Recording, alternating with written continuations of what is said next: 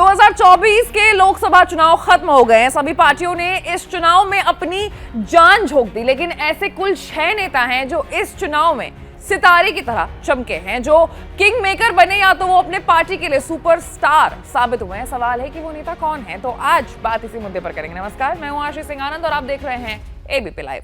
तो सबसे पहला नाम है अखिलेश यादव का। सामने देश की सबसे ताकतवर पार्टी बीजेपी से लड़ाई थी। एक साथ मोदी और योगी दोनों से दो हाथ करते थे, लेकिन अखिलेश यादव ने डटकर मुकाबला किया और राम मंदिर के निर्माण और उद्घाटन से बीजेपी के पक्ष में बने माहौल में संघर्ष किया और फैजाबाद की सीट पर भी काबिज हो गए। अखिलेश यादव का पीडीए तो ऐसा अचूक हथियार साबित हुआ कि बीजेपी 32 सीट पर ही सिमट कर रह गई। उसके बाद चंद्रबाबू नायडू। आज की तारीख में नायडू के दोनों हाथों में लड्डू तो है ही, लेकिन उनके सिर भी कड़ाई में है। सूबे की सत्ता तो मिली ही, लोकसभा की सीटें भी मिली और एनडीए उन्हें छोड़ना नहीं चाहती है। दूसरी तरफ आईएनडीआईए ब्लॉक भी उन्हें चारा डालने की कोशिश कर रही है। खोई हुई जमीन पर काबिज होने के साथ साथ किंग मेकर बनकर वो उभर कर सामने आए हैं। चंद्रबाबू नायडू ने जगनमोहन रेड्डी को सत्ता से तो बेदखल किया ही है, आंध्र प्रदेश की 16 सीटों पर भी बढ़त उन्होंने हासिल की है। चुनाव उन्होंने जीता है। वाईएसआरसीपी को 4 सीटों पर ही समेट दिया है। तीसरे नंबर पर है उद्धव ठाकरे। उद्धव ठाकरे ने अखिलेश यादव जैसे करो या मरो जैसी बात भले ना बोली हो, लेकिन उनकी स्थिति तो और भी बुरी हो गई थी। बीजेपी से दुश्मनी लेकर के महाराष्ट्र के मुख्यमंत्री तो बन गए थे, लेकिन एक दिन एक ही झटके में बदले की आग में धधकती बीजेपी ने पैरों तले से जमीन खींच डाली थी। एकनाथ शिंदे की बगावत के चलते पार्टी से वो पैदल तो हो ही गए थे, लेकिन वहीं अब अगर महाराष्ट्र विधानसभा में सत्ता में वापसी नहीं भी कर पाए तो भी उद्धव ठाकरे को कोई मलाल नहीं रहेगा। चौथे स्थान पर है ममता बनर्जी। ममता बनर्जी ने तो 3 साल के भीतर दूसरी बार बीजेपी को पटकनी दे दी है।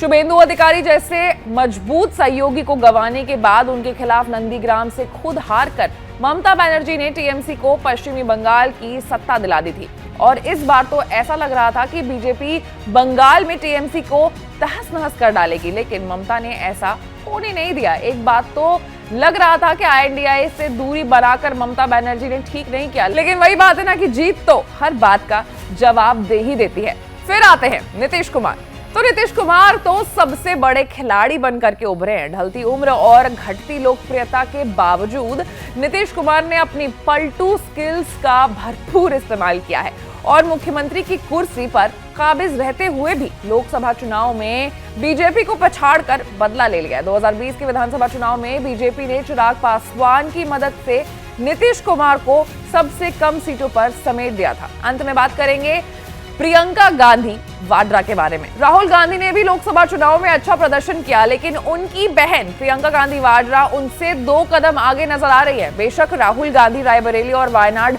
दोनों जगह से चुनाव जीत गए, लेकिन अमेठी का बदला तो प्रियंका गांधी ने ले ही लिया।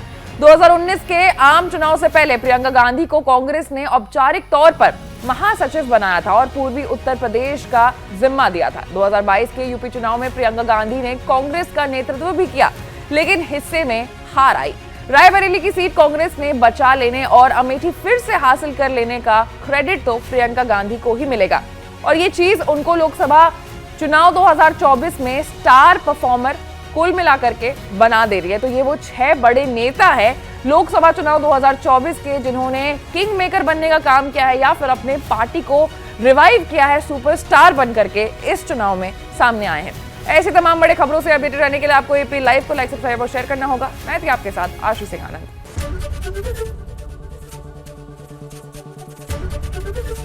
एबीपी गंगा, खबर आपकी, जुबान आपकी।